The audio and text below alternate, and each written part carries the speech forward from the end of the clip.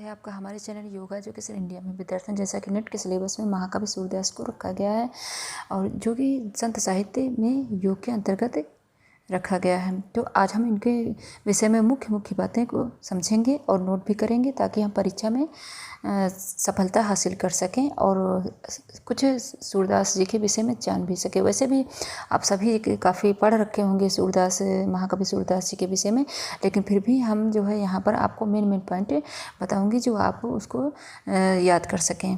तो चलिए सबसे पहले हम समझें। सबसे पहले आप यह नोट करेंगे, इनको महाकवि की उपाधि प्राप्त हुई है, यानी जैसे आमतौर पर लोग कवि होते हैं, लेकिन इनको महाकवि की उपाधि प्राप्त हुई है सूरदास जी को। और इनको हिंदी साहित्य का सूरज भी कहा जाता है, यह भी आप नोट कर लें। सूरदास जी को हिंदी साहित्य का सूरज भी कहा जाता है। और विद्यार्थियों, जन्म के अनुसार जन्म इनका 1478 ईस्वी में हुआ है, यानी 1478। लेकिन आप यह ध्यान रखें कि इनके जो है जन्म का ये जो समय है विभिन्न प्रकार से भिन्न बताया गया है, लेकिन आप ये नोट कर लें, ज़्यादा सही रहेगा 1478 ईस्वी में, ठीक। और गांव था रुनकता नामक ग्राम था। और कुछ विद्वान सीही भी बताते हैं, लेकिन आप यह नोट कर लें, अगर सीही आपके सामने आ गया क्वेश्चन में तो आप सीही पे टिक कर सकते हैं। अब ये मैंने आपको समझने के लिए बताया है, कुछ विद्वान सीही भी बताते हैं, लेकिन ज़्यादातर हमें ये रुनकता नामक ग्राम में ही मिला है ये, यानी कि रुनकता नामक ग्राम में इनका जन्म हुआ था 1478 ईस्वी में, ठीक। और वो भी कहाँ पर, मथुरा में। और इनकी जो भक्ति थी सगुण भक्ति थी। अब कबीरदास जी के कल मैंने बताया था, तो उनका निर्गुण भक्ति था, इनका सगुण भक्ति थी। ये चरित्र चित्रण करते हैं ना श्री कृष्ण जी का, श्री कृष्ण के लीलाओं का वर्णन करते हैं, तो एकदम ऐसा वर्णन करते हैं जैसे सामने वो श्री कृष्ण एकदम प्रकट हो जाएंगे, तो वो सगुण भक्ति में ही आती। और दास्य भक्ति, सगुण भक्ति, दास्य भक्ति, इसी तरह के क्वेश्चन पूछे जाते हैं नेट में, यानी कि सगुण भक्ति, ये इनकी भक्ति कैसी थी सूरदास जी की, तो इनकी भक्ति सगुण भक्ति थी और दास्य भक्ति थी, ठीक। इनके पिता का नाम था पंडित रामदास सारस्वत, यानी पंडित रामदास सारस्वत इनका नाम था, जो कि वो निर्धन ब्राह्मण थे और वो विद्वान थे, और कुछ का मानना कि वो गायक भी थे, ठीक। यानी कि इनका जन्म 1478 में हुआ था। पिता का नाम था पंडित रामदास सारस्वत और गांव रुनकता, जो कि मथुरा में ये रुनकता गांव आता है। और माता का नाम जमुना दास, पिता का नाम पंडित रामदास सारस्वत और माता का नाम जमुना दास था। और गुरु थे इनके श्री वल्लभाचार्य जी। आप यही पॉइंट पहले नोट कर लें, यानी कि जन्म 1478 ईस्वी में, पिता पंडित रामदास सारस्वत, माता जमुना दास, गुरु श्री वल्लभाचार्य जी, ठीक। अब ये आता है कि जो है अब वल्लभाचार्य जी और ये जो है महाकवि सूरदास की मुलाकात कब हुई थी, तो मथुरा के गऊ घाट पर गुरु से मुलाकात हुई। मतलब मथुरा के गऊ घाट पर ये कीर्तन कर रहे थे, तभी इनकी जो है मुलाकात हुई थी। मतलब ये गीत गाते थे, पहले से ही कीर्तन करते थे और इनका श्री कृष्ण के लीलाओं का वर्णन कर रहे थे। तो वल्लभाचार्य ने इनको देखा, मतलब जैसे कि एक प्रसन्नता अंदर से, आंतरिक प्रसन्नता हो जाए इनके कीर्तनों को सुनकर, इनके गायन को सुनकर। तो वल्लभाचार्य जी को ऐसा महसूस हुआ, इनको मतलब खुशी प्राप्त हुई इनके गानों को सुनकर। तो ये जो है वो कहाँ पर मिले थे, मथुरा के गऊ घाट पर गुरु से मुलाकात हुई। अब कहीं पर यह भी लिखा मिल सकता है आपको कि आगरा के गऊ घाट पर गुरु से मुलाकात हुई। तो जहाँ तक मेरा मानना है विद्यार्थियों कि आगरा और मथुरा का जो मार्ग है वहीं पर ये गऊ घाट स्थित है ये। और आपने ये मतलब पिता नोट कर लिया, माता नोट कर लिया होगा, गुरु नोट कर लिया होगा। और विद्यार्थियों, यह जो है ये जो रुनकता गांव है मथुरा और आगरा मार्ग के किनारे स्थित है, यह भी आप नोट कर लें। जो रुनकता गांव है, जो अभी मैंने आपको बताया जहाँ पर इनका जन्म हुआ, मथुरा और आगरा के मार्ग के किनारे स्थित है। और वो सीधी सी बात, वहीं पर जो है नदी रही होगी और वो जो घाट था वो गऊ घाट। ये पॉइंट आप नोट कर लें, गऊ घाट जो है कि जैसे घाट का नाम रख दिया जाता है, जैसे 80 घाट और कई प्रकार के घाट रखे जाते हैं। 80 घाट तो बनारस में है, तो इसी प्रकार ये गऊ घाट नाम है उस जहाँ पर ये गायन किया करते थे नदी के किनारे। ठीक, इतना मैंने आपको समझाने के लिए बता दिया, ये पॉइंट बाय पॉइंट आप नोट कर लीजिए। और विद्यार्थियों जब इनसे मुलाकात हुई, जब इतना अच्छा गाते थे तो इनके जो है इन्होंने ये जो है श्रीनाथ मंदिर में इनको नियुक्ति कर दिया श्री वल्लभाचार्य जी ने। यानी कौन सा मंदिर था? श्रीनाथ मंदिर था। श्रीनाथ मंदिर में कीर्तन करने के लिए इनको नियुक्ति मिली। और वो क्या करते थे? कृष्ण लीला का ज्ञान, कृष्ण लीला का, अब आप इस तरह भी समझ सकते हैं कि कृष्ण लीला का ज्ञान करने के लिए इनकी नियुक्ति मिली।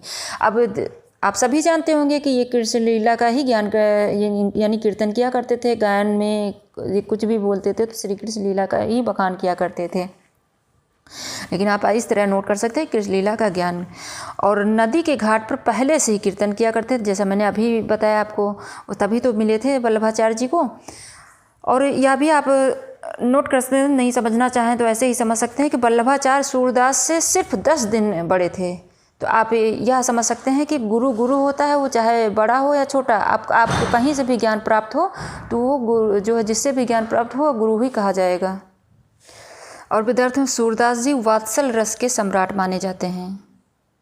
सूरदास जी वात्सल रस के सम्राट माने जाते हैं और उन्हें श्रृंगार और शांत रसों का भी बड़ा मर्म, यानी उन्होंने श्रृंगार और शांत रसों का जो है मर्म स्पर्शी वर्णन किया है। यानी कि जो उनके गायन था, जो श्रृंगार रस का उन्होंने वर्णन किया, जो शांत रसों का वर्णन किया, तो वो थोड़ा सा वो छू जाता था। यानी एक प्रकार से कहें कि मन को, दिल को छू जाता था, मर्म स्पर्शी था उनका वर्णन जो उन्होंने किया था।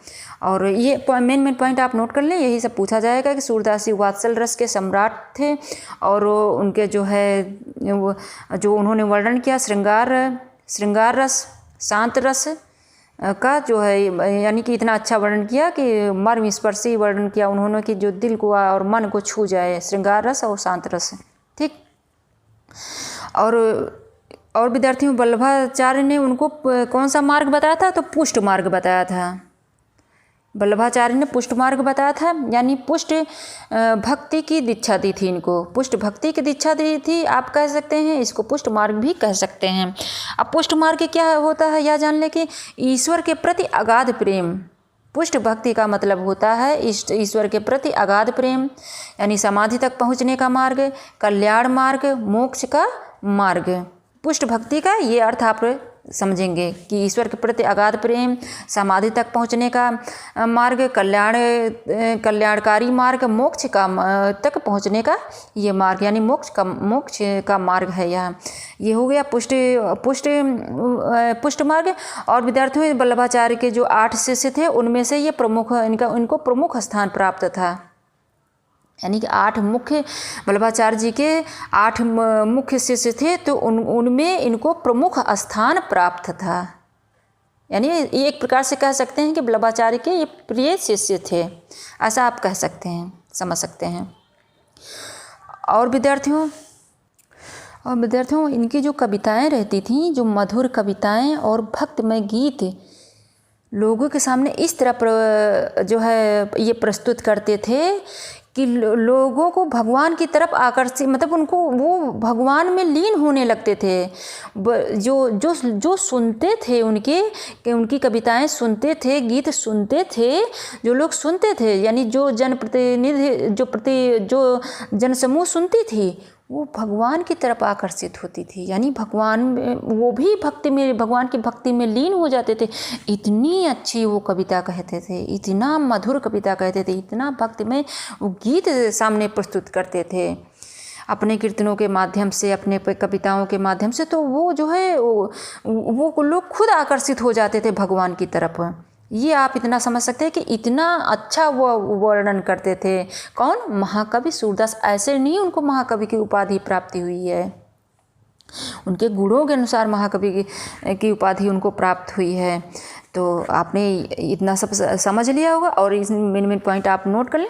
अब आगे विद्यार्थियों आप इनके जो है इनकी रचनाएं पूछी जा सकती हैं, तो ये 5 मुख्य रचनाएं आप नोट कर लीजिए। देखो, सूरसागर, सूरसारावली, साहित्य लहरी, नल दमयंती, ब्याहलो, यानी ब्याहलो। तो ये जो सूरसागर और सूरसारावली और साहित्य लहरी है ना, ये मोस्ट इम्पॉर्टेंट इनकी रचना है। और मेन प्रमुख तो 5 है ही है, लेकिन सबसे मोस्ट यही है सूरसागर, सूरसारावली और साहित्य लहरी। और ये जो नली दमयंती ये उपन्यास है, और व्यालो, ये इन सबको आपको पढ़ना चाहिए। और विद्यार्थियों अन्य भी नोट कर ले कहीं, क्योंकि कहीं से भी क्वेश्चन पूछा जा सकता है, लेकिन प्रमुख यही है, ज़्यादातर हो सकता है यही पूछा जाए, इसी में से पूछा जाए, लेकिन यह भी आप नोट करके रख सकते हैं या आप समझ सकते हैं। देखो, दसम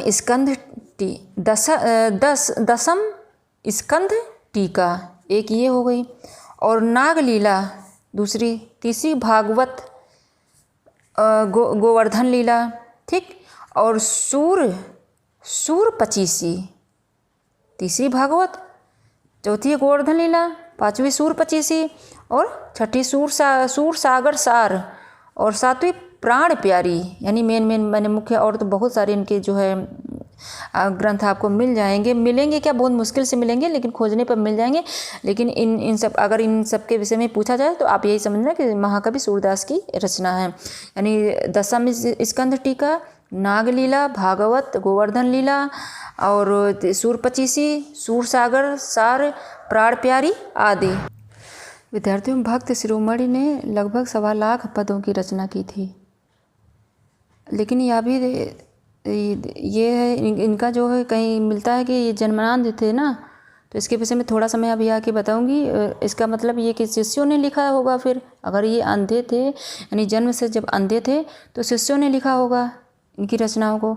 लेकिन कहा यही जाएगा कि मतलब भक्त शिरोमणि ने लगभग 1.25 लाख पदों की रचना की थी, जो कि उन्होंने बताया, शिष्यों ने लिखा। अगर अंधे हैं तो वो जो है लिखना पढ़ना नहीं जानते थे, ये आप कह सकते हैं। और इन्होंने श्री कृष्ण की विविध लीलाओं का वर्णन किया था, जैसा मैं पहले भी आपको बता चुकी हूँ। और इनकी भाषा थी ब्रज भाषा, जब वहाँ मथुरा में सभी लोग ब्रज भाषी हैं। और इनके जो है ये भावपद, कला पक्ष का प्रभाव समान था इनकी रचनाओं में, यानी भावपद और कला पक्ष का प्रभाव समान था। और इनके जो है इनके रचनाओं में माधुर्य गुण, यानी मधुरता थी, गुण की प्रधानता थी। आप ये नोट कर सकते हैं कि यानी भावपद, कला पक्ष का प्रभाव समान था।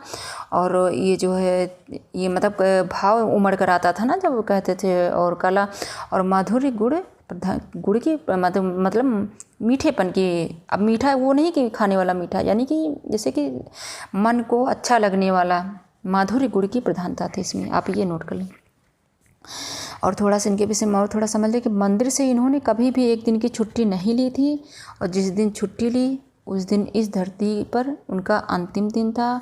और लोगों ने देखा कि अंतिम श्वास तक उन्होंने श्री कृष्ण लीला का ही बखान कर रहे थे, यानी जो वो काम कर रहे थे उसमें अंतिम समय में भी श्री कृष्ण लीला का बखान कर रहे थे। तो जिस प्रकार गीता में श्री कृष्ण जी ने कहा है कि अंतिम समय जो मुझे बचता है वो मुझको ही प्राप्त होता है, इस प्रकार आप कह सकते हैं कि वो श्री कृष्ण जी को, यानी श्री कृष्ण जी में ही लीन हो गए थे, लीन हो गए होंगे, ऐसा आप कह सकते हैं। और यह समय काल था 1583, यानी 1583 ईस्वी में। और इनका जीवन काल फिर कितना रहा, 105, यानी 105 वर्ष का था। इनका जो है जन्म जिस प्रकार से 1478 में बताया गया है, और मृत्यु 1583 में बताया गया है। तो जीवन काल 105 वर्ष का रहा इनका। और कहाँ पर इनको जो है इनको मोक्ष की प्राप्ति हुई है, गोवर्धन के निकट जो परसोली गांव है, वहाँ पर गोवर्धन के निकट परसोली गांव में इनका जीवन काल गया, या इस धरती पर जीवन काल का अंत समय था। और इनकी शैली थी विद्यार्थियों सरल एवं प्रभावपूर्ण, इनकी शैली से सरल और प्रभावपूर्ण थी। और थोड़ा सा और समझ लें कि बाल मनोवृत्तियों एवं मानव स्वभाव का जैसा सूक्ष्म, अब जैसे जन्मांध का बताया था ना, तो इसमें ये बताते हैं विद्वान लोग कि जो बाल मनोवृत्तियों, जैसे बालक की मनोवृत्तियाँ होती हैं जब छोटे श्री कृष्ण के, उनके बचपन का भी तो उन्होंने गाना आपने बताया, उन अपने पदों में बताया है कि किस प्रकार से छोटे बचपन से किस प्रकार से यशोदामा को वो परेशान करते हैं। तो बताते हैं कि बाल मनोवृत्तियों एवं मानव स्वभाव का जैसा सूक्ष्म और सुंदर वर्णन इन्होंने किया है, इन्होंने कौन, महाकवि सूरदास जी ने, तो वैसा कोई जन्मांध व्यक्ति नहीं कर सकता है। अब यह भी कहीं जो है बताया जाता है, कहते हैं कि हो सकता है संभवतः वो बाद में अंधे हुए हों, लेकिन कन्फर्म नहीं है, ये कन्फर्म नहीं है। ये जैसे कुछ इनकी रचनाएं इतनी अच्छी रचनाएं होती हैं कि लोग विश्वास भरोसा नहीं कर पाते हैं कि ये जन्मांध थे। और जैसा कि हम सभी ने हाई स्कूल में तो पढ़ा ही होगा कि जिस सीधा डायरेक्ट लिख दिया गया था कि ये जन्मांध थे, बाद में धीरे धीरे ज़्यादा पढ़ो किसी के विषय में तो ये होता है कि जन्मांध थे कि नहीं थे, ये सब होता रहता है। ये सब रिसर्च में सभी लिखते रहते हैं, लेकिन उनकी जो रचनाएँ उनको सभी को प्राप्त हैं, जो सबके सामने रचनाएँ, उस हिसाब से सबको डाउट फील होता है कि हो सकता है वो पहले जन्म अंधे नहीं थे, बाद में अंधे हुए हों। लेकिन आप यही ध्यान रखें कि अगर इससे रिलेटेड क्वेश्चन पूछा जाता है तो आपको जो है फैक्ट ही क्वेश्चन पूछे जाएंगे। इस तरह नहीं, ये जो भ्रम वाले क्वेश्चन नहीं पूछे जाएंगे कि पहले अंधे थे कि नहीं अंधे थे, ये सब क्वेश्चन नहीं पूछे जाएंगे। हाँ, आप अपने हिसाब से, आप कहीं पढ़ते हैं आपको कैसा फील होता है उस हिसाब से आप अपना, जैसे कहीं लिखने वाला जो है आता है तो आप उसमें लिखने में आंसर दे सकते हैं, लेकिन आपको ये बताना पड़ेगा कि आप ऐसा क्यों आंसर उसका दे रहे हैं। लेकिन जो फैक्ट में यानी वस्तुनिष्ठ क्वेश्चन में तो आपसे वही क्वेश्चन पूछे जाएंगे जो आप फैक्ट में याद कर सकें। तो आशा करते हैं आपने अच्छे से समझ लिया होगा। इसमें हमने क्या क्या समझा, इसमें हमने जन्म 1478 और पिता का नाम पंडित रामदास सारस्वत, जो कि एक निर्धन ब्राह्मण थे, विद्वान थे, गायक थे। माता जो है माता का नाम जमुना दास था, और इनके गुरु का नाम श्री वल्लभाचार्य, और ये श्री नाथ मंदिर में कीर्तन के लिए नियुक्त किए गए थे। और इनके जो है इनके सूरदास जी में वात्सल्य रस, ये वात्सल्य रस के सम्राट माने जाते हैं, और श्रृंगार और शांत रसों का भी इन्होंने मर्मस्पर्शी वर्णन किया था। और ये वल्लभाचार्य के 8 शिष्यों में ये प्रमुख स्थान इनको प्राप्त था। और इनके मुख्य जो है ग्रंथ सूरसागर, सूरसारावली, साहित्य लहरी, नल दमयंती, व्यालो। और इनकी जो भाषा थी ब्रज भाषा थी, शैली सरल और प्रभावपूर्ण थी। और इनको जो है मोक्ष 1583 ईस्वी में प्राप्त हुआ था। तो आशा करते हैं आपने अच्छे समझ लिया होगा। जहाँ कहीं ना समझ में आए कमेंट बॉक्स में शेयर करें, और आपको कहीं जो है जहाँ मिस अंडरस्टैंडिंग आपको हो सकती है तो जन्म से रिलेटेड हो सकती है, ये सब हो सकती है, लेकिन विभिन्न प्रकार से जो है इसमें विभिन्न, जैसे उनकी रचनाओं के हिसाब से भिन्न भिन्न विद्वानों ने भिन्न भिन्न प्रकार से लिख रखा है, लेकिन आप मेन ये आप नोट कर सकते हैं 1478। तो अगर हमारे चैनल पर नए हैं तो सबसे पहले मेरे चैनल को सब्सक्राइब करें, बेल आइकन जरूर प्रेस करिएगा, दूसरे बच्चों को ज़रूर शेयर करिएगा। धन्यवाद विद्यार्थियों।